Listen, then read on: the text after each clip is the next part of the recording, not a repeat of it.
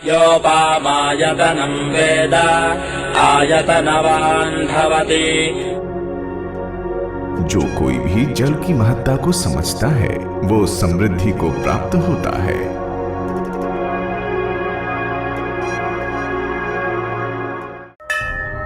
कृष्ण यजुर्वेद के तैत्तिरीय आरण्यक के मंत्र पुष्पम की ये पंक्ति कॉरपोरेशन के कार्य संस्कृति का सार है तथा इसी की प्रेरणा से ही कॉरपोरेशन उत्कृष्टता की ओर अग्रसर है।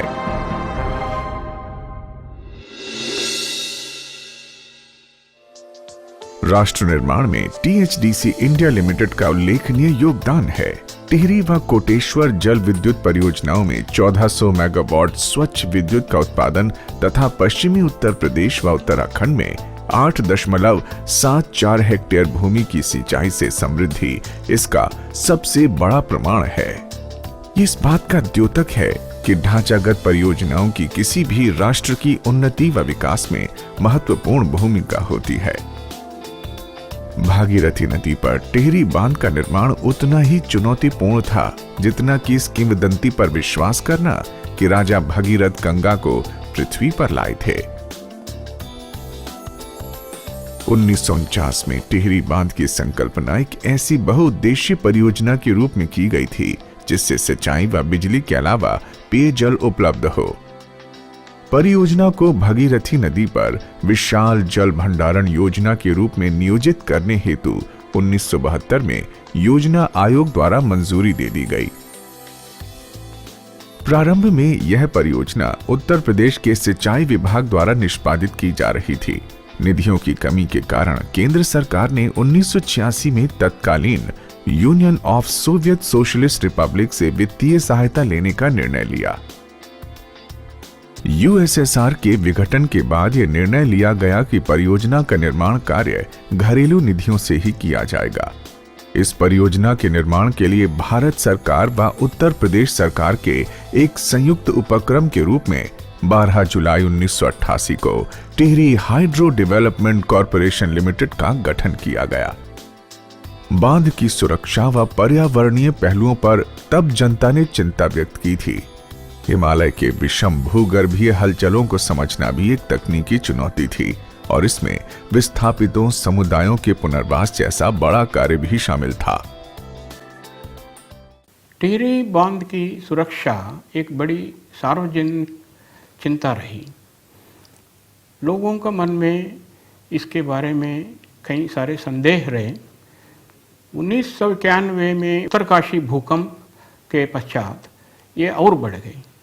1992 में माननीय सुंदरलाल बहुगुणा जी पर्यावरणकार का भूख हड़ताल शुरू हुआ। पब्लिक एजिटेशन को मद्देनजर रखते हुए भारत सरकार कई कमेटियों का गठन की। इन्होंने टिहरी डैम कंस्ट्रक्शन का परिणाम स्वरूप होने वाले समस्याओं का अध्ययन किया और कई सुझाव भारत सरकार को दी। भारत सरकार इनको स्वीकृति देके 1994 में बांध निर्माण का अनुमति दी। इनमें से प्रमुख तौर पर हनुमंतराव कमेटी का जिक्र कर सकते हैं। हनुमंतराव जी एक प्रख्यात अर्थशास्त्री थे। इन्होंने रिलीफ रिहैबिलिटेशन के बारे में कई सिफारिश की। उनमें से प्रमुख एक अंश है कि जो भी परिवार अपने मूल वास से रिहैबिलिटेट होनी है उनको जहाँ पर नया बसाए जाएंगे, जैसा कि हरिद्वार ऋषिकेश के इर्द गिर्द में, जिसका पास भूमि नहीं था पहले, उनको भी 2 एकड़ जमीन सैंक्शन करने की बात की। ऐसे ह्यूमैनिटेरियन एनलाइटेंड सिफारिश दी और इसका यहाँ पर अमल हुआ। पूरे हिंदुस्तान में कहीं भी इस तरह के पॉलिसी का अमल नहीं हुआ है। इसको न भूतो न भविष्यति कहा जा सकता है। टिहरी हाइड्रो पावर प्लांट में 260.5 मीटर ऊंचा मिट्टी एवं पत्थर पूरित बांध, स्पिलवे संरचनाएं, विद्युत सुरंगें और प्रत्येक 250 मेगावाट क्षमता की 4 फ्रांसीसी टरबाइनों के साथ एक भूमिगत विद्युत कैवर्न शामिल हैं। टिहरी परियोजना के प्रथम चरण की कमीशनिंग वर्ष 2006-07 में की गई थी।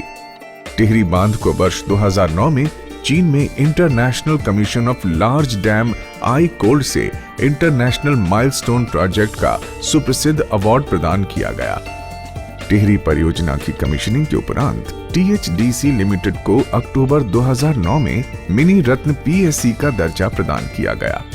बाद में जुलाई 2010 में इसे शेड्यूल A निगम के रूप में अपग्रेड किया गया। Many questions and apprehensions have been raised in past about the utility and objective of Tigri Dam. Recently, during the floods which struck Kedarnath and Uttarakhand so and created havoc in the state, role of Tigri Dam was really great. Had it not been there, the cities of Haridwar, Rishikesh would have experienced a large amount of losses. This was the uniqueness of Tigri Dam and its utility.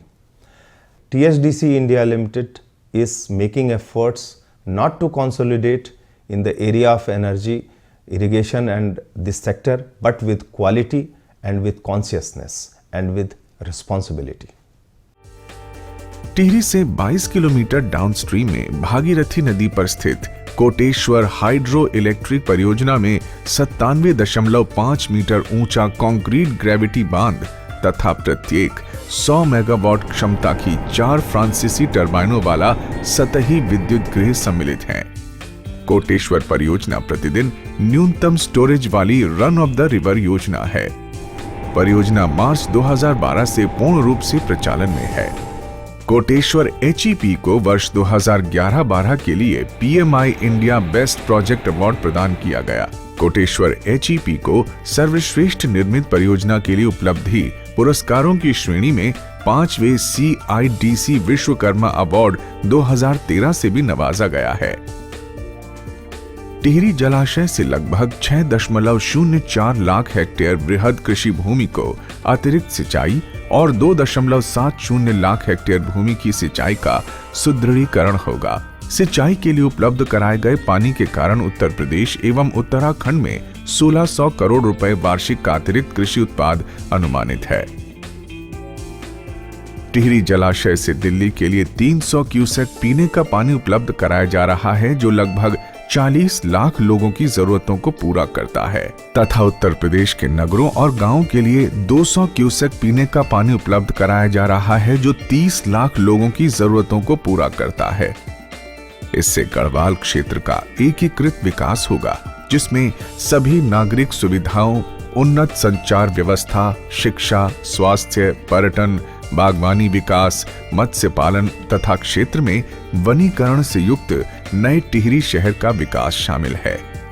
Post commissioning of Tigri project, various organizational transformation initiatives were undertaken, which included competency mapping, diagnostic studies, talent profiling of executives, etc. Based on the outcome of these studies, various HR processes were developed. Vision mission statement of the corporation was also developed. Uttarakhand सरकार द्वारा टिहरी बांध के upstream में लगभग 5 kilometre की दूरी पर कोटी क्षेत्र में एडवेंचर स्पोर्ट्स को बढ़ावा देने के लिए वाटर स्पोर्ट्स कॉम्प्लेक्स स्थापित किया गया है। THDC ने टिहरी एवं कोटेश्वर परियोजनाओं की कमीशनिंग के उपरांत 31 मार्च 2015 तक 30.6 बिलियन यूनिट विद्युत का उत्पादन किया है। टिहरी और कोटेश्वर HEP को आंशिक या पूर्ण रूप से ब्लैकआउट होने पर ग्रिड रिकवर करने के लिए ब्लैक स्टार्ट सुविधाओं से सुसज्जित किया गया है। 30 व 31 जुलाई 2012 को ग्रिड फेल होने के दौरान ग्रिड पुनर्स्थापन में इसकी बहुत बड़ी भूमिका रही है। टिहरी बांध की सबसे महत्वपूर्ण भूमिका में से एक भूमिका बाढ़ के पानी को जलाशय में एकत्रित करना और निचले हिस्से में रह रही जनता को बाढ़ की बर्बादी से बचाना है। 19 व 20 सितंबर 2010 एवं 16 व 17 जून 2013 की बाढ़ के दौरान टिहरी बांध ने गंगा नदी में बाढ़ को और बढ़ने से रोकने में बहुत बड़ी भूमिका निभाई और भगीरथी और भिलंगना के उच्च अंतः प्रवाह से बाढ़ के पानी का भंडारण कर पड़ने वाले प्रभाव को क्षीण कर दिया था। ये बाढ़ को रोकने में बहुत ही प्रभावकारी रहा। हरिद्वार, बनारस और इलाहाबाद में कुंभ और माघ स्नान के सुअवसरों पर गंगा में विभिन्न पवित्र स्नानों के दौरान टिहरी जलाशय से पर्याप्त मात्रा में जल की आपूर्ति की जा रही है। 2006-07 में टिहरी प्रथम चरण कमीशन हुआ था। 2011 में कोटेश्वर कमीशन हुआ था। उसके बाद डाइवर्सिफिकेशन के लिए कई योजनाएं तैयार की गई है। THDC पवन ऊर्जा, सोलार ऊर्जा और ताप ऊर्जा क्षेत्र में भी निर्माण करने के उद्यम किया है। इसके अलावा पड़ोसी मुल्क भूटान में भी एक जॉइंट वेंचर प्रमोट करने का प्रणाली विचाराधीन है। टिहरी पंप स्टोरेज प्लांट, जो कि उत्तरी क्षेत्र में इस प्रकार का पहला संयंत्र है, निर्माणाधीन है। पंप स्टोरेज प्लांट में प्रत्येक 250 मेगावाट की 4 रिवर्सिबल पंप टर्बाइनों युक्त एक भूमिगत मशीन हॉल है। परियोजना की मुख्य विशेषता ये है कि इसमें अधिकतम एवं न्यूनतम शीर्ष के बीच लगभग 90 मीटर का विशाल शीर्ष विचलन होगा, जिसमें रिवर्सिबल यूनिटें प्रचालित होंगी। टिहरी PSP का प्रचालन ऊपरी जलाशय और निचले जलाशय के बीच छोड़े गए जल के पुनर्चक्रण की संकल्पना पर आधारित है। परियोजना उत्तरी क्षेत्र में 1268 मिलियन यूनिट बिजली के वार्षिक उत्पादन के साथ ही 1000 मेगावाट की पीकिंग पावर उपलब्ध करवाएगी। परियोजना की कमिश्निंग 13वीं पंचवर्षीय योजना में निर्धारित है। Power empowers the nations. The company has a paid-up capital of 3,473 crores with a net worth of 7,331 crores. The company has paid dividend from 2007-08 and amount of 733 crores has been paid dividend to both the government of India and government of Uttar Pradesh. Though the company started to act as a hydro sectors, considering the various necessity of the nations to contribute substantially for the economic growth, the company has made long-term planning for diversification in the business, both renewable and non-renewable energy, with a projected capital outlay of 20,000 crores. To cope up with the upcoming projects and the projects in pipeline, the company has been making various long-term planning for resource liquidity, to issue shares in public, raise equity and to raise long-term borrowing by way of ECB and World Bank loan with intent to provide affordable power to the public in general. Vishnugad people कोटी hydro electric परियोजना प्रत्येक 111 megawatt क्षमता की 4 टर्बाइनों से युक्त एक run of the river योजना है। इसमें अलकनंदा नदी पर 65 मीटर ऊंचा कंक्रीट डायवर्जन बांध का निर्माण परिकल्पित है। यह परियोजना उत्तराखंड राज्य के चमोली जिले में स्थित है। यह परियोजना विश्व बैंक द्वारा वित्त पोषित है। इसके लिए अंतर्राष्ट्रीय बैंक पुनर्निर्माण एवं विकास IBRD के साथ 648 मिलियन $US ऋण के लिए करार पर हस्ताक्षर किया गया है। इसमें क्षमता निर्माण और संस्थागत सुदृढ़ता के लिए 10 मिलियन अमेरिकी डॉलर शामिल हैं। इस परियोजना से 1674 मिलियन यूनिट वार्षिक विद्युत उत्पादन होगा। इस परियोजना को 13वीं पंचवर्षीय योजना में कमीशन किया जाना निर्धारित है। 24 मेगावाट क्षमता की ढुकुआ लघु जल विद्युत परियोजना उत्तर प्रदेश के झांसी जिले में बेतवा नदी पर स्थित है। परियोजना को 13वीं पंचवर्षीय योजना में कमीशन किया जाना निर्धारित है। THDC ने उत्तर प्रदेश में कोयला आधारित 1320 megawatt Khurja super thermal power plant को लेकर ताप विद्युत उत्पादन में भी विविधीकरण किया है। नई व नवीकरणीय परियोजनाएं। कॉरपोरेशन ने ग्रिड से जुड़े 250 मेगावाट क्षमता के सोलर पावर प्रोजेक्ट के क्रियान्वयन के लिए solar energy corporation of India के साथ समझौता ज्ञापन पर हस्ताक्षर किया है। प्रारंभ में 50 मेगावाट क्षमता का सोलर पावर प्लांट केरल में संस्थापित किया जा रहा है। टीएचडीसी ने गुजरात के पाटन में 50 मेगावाट क्षमता के विंड फार्म को स्थापित करने हेतु संविदा किया है। अन्य जल विद्युत परियोजनाएं। महाराष्ट्र में Malshej Ghat PSS 700 megawatt, Humbarli PSS 400 megawatt और उत्तराखंड में Malari Jelam HEP 65 megawatt, Jelam Tamak HEP 108 megawatt तथा भूटान में बुनाखा एचईपी 180 मेगावाट की भी विस्तृत परियोजना रिपोर्ट भी तैयार कर दी गई है। टीएचडीसी का मानना है कि परियोजना प्रभावित लोगों का पुनर्वास एवं पुनर्स्थापन एक महत्वपूर्ण मसला है, जिसका मानवीय दृष्टिकोण के साथ समाधान किया जाना है। टिहरी में पुनर्वास एवं पुनर्स्थापन एक चुनौतीपूर्ण कार्य था, जिसमें पुराना टिहरी नगर डूब में आ रहा था, जो जिले का मुख्यालय था। इसमें पुराने टिहरी नगर के 5291 पूर्णतः प्रभावित शहरी परिवारों के अलावा 787 दुकानदारों, 5429 पूर्णतः प्रभावित ग्रामीण परिवारों और 3810 आंशिक ग्रामीण प्रभावित परिवारों का पुनर्वास शामिल था। पुनर्वास एवं पुनर्स्थापन कार्य पर अब तक 1484 करोड़ रुपए खर्च किए जा चुके हैं। पुराने टिहरी नगर की शहरी जनसंख्या को पूर्ण रूप से नई टिहरी, जो सामान्यतः एनटीटी के नाम से जाना जाता है, देहरादून और हरिद्वार के आसपास के क्षेत्र में पुनर्वासित किया गया है। एनटीटी 1350 से 1850 मीटर की ऊंचाई पर नियोजित नगर है, जहां से टिहरी जलाशय के साथ हिमालय का विहंगम दृश्य भी दिखाई देता है।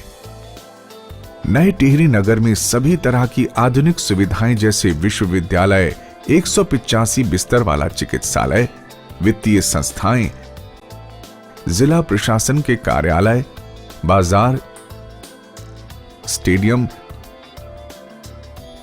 बस स्टैंड और पूजा स्थल इत्यादि मौजूद हैं। पूरे नगर के लिए सीवर लाइन का नेटवर्क उपलब्ध करवाया गया है। ग्रामीण पुनर्स्थापन कॉलोनियां देहरादून एवं हरिद्वार जिले में कृषि क्षेत्र में स्थित हैं और सभी नागरिक सुविधाओं जैसे बिजली, सिंचाई, ट्यूबवेल, पेयजल आपूर्ति योजनाओं, सड़कों, स्कूल, डिस्पेंसरी, मंदिर एवं सामुदायिक केंद्र इत्यादि से युक्त हैं। यहां तक कि भूमिहीन परिवारों को 2 एकड़ सिंचित भूमि प्रदान की गई है। जहां तक संभव हो सका है, विस्थापित परिवारों को उनको नए पुनर्वास स्थलों पर समुदाय के रूप में साथ साथ रखा गया, ताकि उनका सामाजिक ताना बाना बरकरार बना रहे। ग्रामीण क्षेत्र की अपेक्षा तो यहाँ काफ़ी सुविधाएं हैं, जैसे स्कूल है, स्वास्थ्य संबंधी है, ये ट्रांसपोर्ट का है, अनेकों सुविधाएं हैं। वहाँ पे सीढ़ी नुमा खेत होते थे और केवल आसमान पे डिपेंड करना पड़ता था। यहाँ पे इरिगेशन की अच्छी सुविधा है, ट्यूबवेल लगे हुए हैं, आजीविका के लिए पर्याप्त रूप में प्रोडक्शन मिल रहा है। टीएचडीसी का उद्देश्य परियोजना प्रभावित व्यक्तियों का पुनर्वास एवं पुनर्स्थापन प्रक्रिया से जीवन स्तर को ऊंचा उठाना है। वीपीएचईपी के लिए निगम की R&R नीति राष्ट्रीय नीति पुनर्वास एवं पुनर्स्थापन 2007 से कहीं बेहतर है। परियोजना प्रभावित परिवारों की जरूरतों और अपेक्षाओं को सही ढंग से समझने के लिए एक स्थानीय एनजीओ को कार्य पर लगाया गया तथा परियोजना प्रभावित व्यक्तियों के साथ सूचना आदान प्रदान करने हेतु सूचना केंद्र खोले गए। विशेषज्ञों का एक स्वतंत्र अंतर्राष्ट्रीय पैनल विष्णु घाट पीपल कोटी परियोजना की सामाजिक एवं पर्यावरणीय समस्याओं की आवधिक समीक्षा करता है। एक जिम्मेदार कॉरपोरेट नागरिक होने के नाते टीएचडीसी अपनी गतिविधियों से पर्यावरणीय प्रभाव को नियंत्रित करने के लिए मृदा एवं जल संरक्षण उपायों, जैव विविधता की सुरक्षा, उनके आसपास के इलाकों में सुविधाओं का एकीकरण, संसाधनों के दोबारा प्रयोग तथा पुनर्चक्रण के द्वारा प्रयत्नशील है। निर्माणाधीन परियोजनाओं के पर्यावरणीय प्रभाव का आकलन अध्ययन किया जाता है। पर्यावरण प्रबंधन योजना के अनुसार और भी शमन उपाय किए जा रहे हैं। ISO 14001-2004 पर्यावरण प्रबंधन व्यवस्था का प्रमाणन OHSAS 18001-2007 और व्यावसायिक स्वास्थ्य एवं सुरक्षा प्रबंधन व्यवस्था भी कॉरपोरेट कार्यालय एवं परियोजनाओं के लिए प्राप्त कर लिए गए हैं। THDC कॉरपोरेट सामाजिक दायित्व के तहत अपनी सामाजिक बाध्यता को पूरा करने के लिए प्रतिबद्ध है और स्वास्थ्य, शिक्षा, पेयजल और इससे जुड़े अन्य विकास इत्यादि के क्षेत्र में सामुदायिक विकास गतिविधियों में कार्य कर रहे हैं। विशेषकर महिलाओं, बच्चों, अपंग एवं अल्पसंख्यकों पर विशेष ध्यान दिया जा रहा है। THDC अव्यपगत CSR निधि में कर पूर्व पश्चात लाभ का 2% राशि आवंटित करती है। THDC ने CSR गतिविधियां कार्यान्वित करने के लिए सेवा THDC का गठन किया है।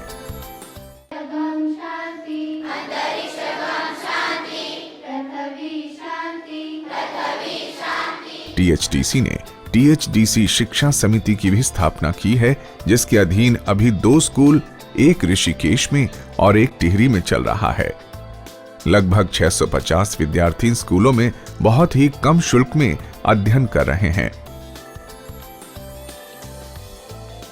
विद्यार्थियों को स्कूल बैग, किताबें और वर्दी इत्यादि मुफ्त में उपलब्ध करवाई जाती है।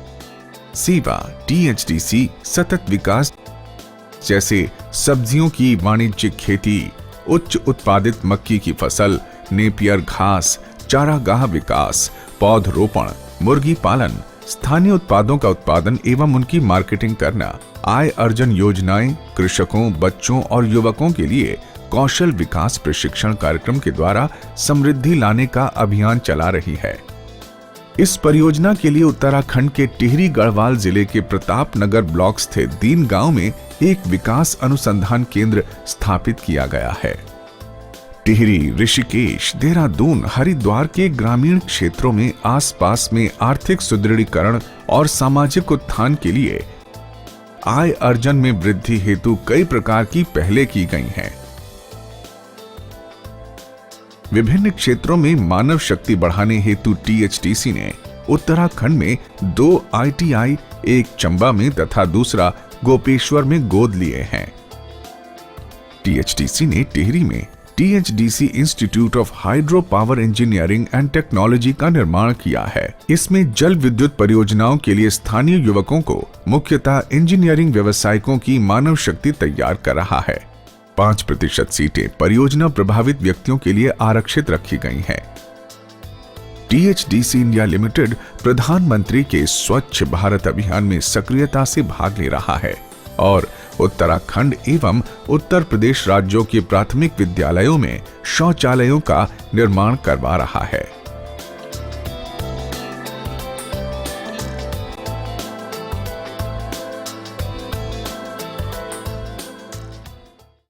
THDC एक जिम्मेदार निगम है जो अपने सामाजिक दायित्व के बारे में पूर्ण तरह कमिटेड है। सेवा THDC एजुकेशन सोसाइटी गैर सरकारी संगठन है ये।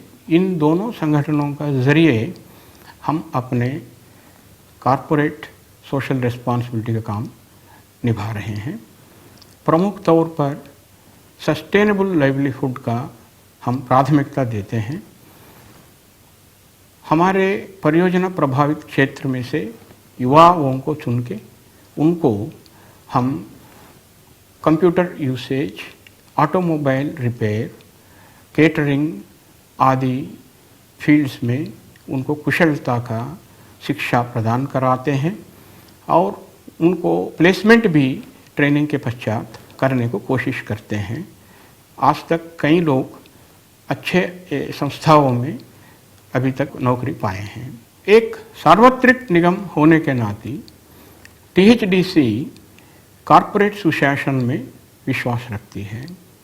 हमारे यहाँ integrity pact, ethics policy, whistle blower policy आदि अमल में है। इसके अलावा हम ग्रीवेंस हैंडलिंग सिस्टम ऑनलाइन उपलब्ध कराया गया है, जिसमें कोई भी मेंबर ऑफ पब्लिक अपने ग्रीवेंस दर्ज कर सकते हैं। सबसे पहले विजिलेंस विभाग से विचार किया जाएगा। अगर विजिलेंस एंगल हो तो वो इसका इंक्वायरी करेंगे। अगर अन्य संबंधित मामला है तो ग्रीवेंस हैंडलिंग के लिए एक अलग विभाग है, वो इनका देख लेंगे। इसके अलावा हमारा बिल ट्रैकिंग सिस्टम है, जिसके ज़रिए कोई भी सप्लायर अपने बिल का पोजीशन नेट पर एक्सेस कर सकता है। सारे पेमेंट इलेक्ट्रॉनिक बैंकिंग ट्रांसफ़र के ज़रिए होती है। ये सब पारदर्शिता हमारे बिजनेस में लाने के लिए इनिशिएटिव्स ली गई है। टीएचडीसी को वर्ष 2012 में कॉरपोरेट सामाजिक दायित्व एवं जवाबदेही के लिए स्कोप मेरिटोरियस अवार्ड प्रदान किया गया है। कंपनी ने कॉरपोरेट कार्य मंत्रालय के द्वारा जारी किए गए GRI दिशा निर्देशों और राष्ट्रीय स्वैच्छिक दिशा निर्देशों के समनुरूप सामाजिक, पर्यावरणीय और व्यापार के आर्थिक दायित्वों के अनुपालन में वर्ष 2008-9 से वार्षिक सततता रिपोर्ट जारी कर रहा है। निगम अपने सभी कर्मचारियों की सतत कुशलता और सक्षमता अभिवृद्धि सुनिश्चित करने के लिए सभी को आवश्यक सीखने के अवसर प्रदान कर रहा है। कर्मचारियों को M.Tech और B.Tech जैसी उच्च शिक्षा प्राप्त करने के लिए प्रोत्साहित किया गया है। अकुशल कर्मचारियों और कौशल विकास ITI और प्रचालन एवं अनुरक्षण में प्रशिक्षण के माध्यम से प्रोत्साहित किया गया है। A Center for Sustainable Livelihood and Community Development has been established at Rishikesh. Various training programs, both in-house as well as external programs involving various reputed institutions, are being organized for the employees to enhance their knowledge and skill base. The company has been able to maintain harmonious industrial relations in the organizations. Interactions with unions, associations are held from time to time to resolve the issues amicably. Suggestion scheme and quality circles are in place, and employees are encouraged to come forth with suggestions to bring about improvement in the organizational efficiency. THDC द्वारा उठाई गई उद्धरणीय पहलों के लिए मान्यता के लिए नवंबर 2014 में टीएचडीसी इंडिया लिमिटेड को मानव संसाधन प्रबंधन के क्षेत्र में स्कोप मेरिटोरियस अवार्ड प्रदान किया गया है। भारत सरकार की राजभाषा नीति के उत्कृष्ट कार्यान्वयन के लिए टीएचडीसी को वर्ष 2012-13 के लिए प्रथम एवं 2013-14 के लिए द्वितीय प्रतिष्ठित इंदिरा गांधी राजभाषा अवार्ड तथा वर्ष 2014-15 के लिए राजभाषा कीर्ति सम्मान प्रदान किया गया है।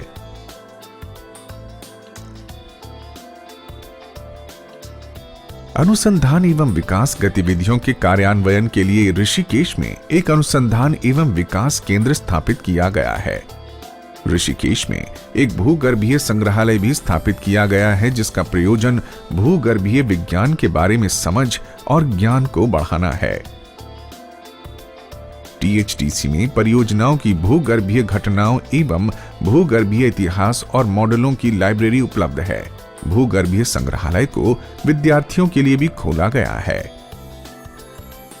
टीएचडीसी ने उत्तराखंड सरकार को उत्तरकाशी के निकट वरुणावत पर्वत के स्थिरीकरण का पूरा अभियांत्रिकीय समाधान प्रदान किया है।